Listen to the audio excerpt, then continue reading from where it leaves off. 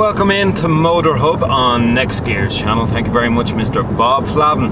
This week we're revisiting a car that Bob has driven once before, but he kind of reviewed the 5.0 version, not really the 2.3. I think it was kind of after sitting in 2.3, then sitting in the 5.0. It was like, why would I talk about the 2.3 when I can talk about the 5.0? What are we talking about?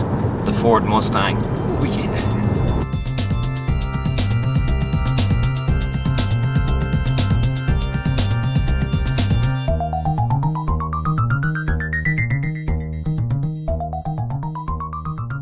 Going back to Bob Flavin's review, he made a lot of noise because the car that he was sitting in was making a lot of noise. So if you recall, or if you look back on Bob's 5.0 yellow Ford Mustang video, you see him just going, ooh.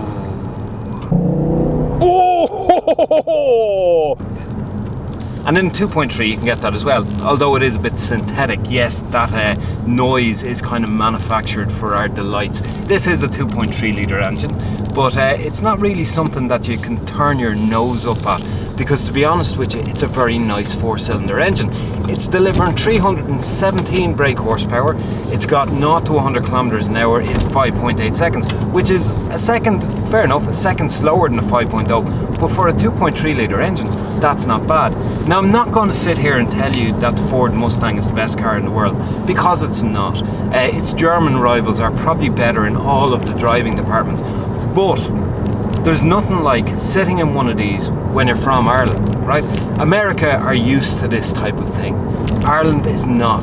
This is Americana on Irish roads. There's very few of them, and I've never seen so many heads turn. Usually, like take for example, I drove a Lexus RCF, and I had it for a week and I felt very uncomfortable with it. In fact, I didn't have it for a week. I gave it back halfway through because I felt that uncomfortable with the car itself. I was frightened it was going to be robbed because it's 120 grand's worth of kit. This, however, starts at €49,000, and it's still, it's more inviting, I'd say, than the RCF. It's better looking. Yes, it doesn't drive as well, but my God, this is something else. Every time I see a head turn, they're not looking at me going, what a tosser. They're looking at me going, yeah, Americana, baby. In fact, they're not even looking at me, they're looking at the car. What can I say about it? Well, to the front, it's lovely. I like the layout. There's a lot of people saying that really Sync 2 could have been made better for the purposes of the Mustang, and that the dash and everything else like that could be laid out better. I have to say I disagree, and the reason why I disagree is because it's kind of understated, and I like that about this.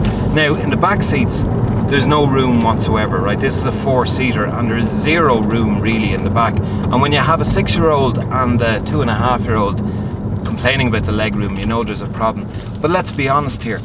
No family in their right mind is going to go out and buy a Ford Mustang. Certainly not a convertible one like this. Convertible roof, yeah, that's great, lovely for the hot weather that we have here in Ireland. Not really. Of course, it's been raining all week. The sun's just out now, so you know, when you look at the images of the exterior of this, you'll notice it's all wet because it was only raining about 25 minutes ago. But yeah, it's a lovely, lovely, lovely car with, I suppose, none of the conservativeness of the German marques that are in competition with it.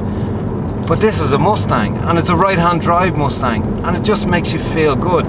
This is a car I want to get back to again. I'm glad I've got the 2.3 litre here. I hope to get to 5.0 very soon, but getting this 2.3 litre version of it first makes me appreciate that, you know, this is really good. And for the price difference, I mean, what is it, 65 grand for the 5.0, starting from 49 grand for the 2.3. Of course, if you want the convertible, you're looking at about 55,000. The price difference of 10 plus grand makes me say that 2.3 is alright. Then again, we'll see what I'm like after I drive the 5.0. Look, I know this is not the most in-depth review in the world. I suppose I'm probably a bit blown away by all the Americana that's going on. But that's all I really want to say about this car. I like it so much. I like turning heads in this car. Oh, Bob told me to tell you, if you like this video, subscribe. Do it. See below. Subscribe. Be good. Bye.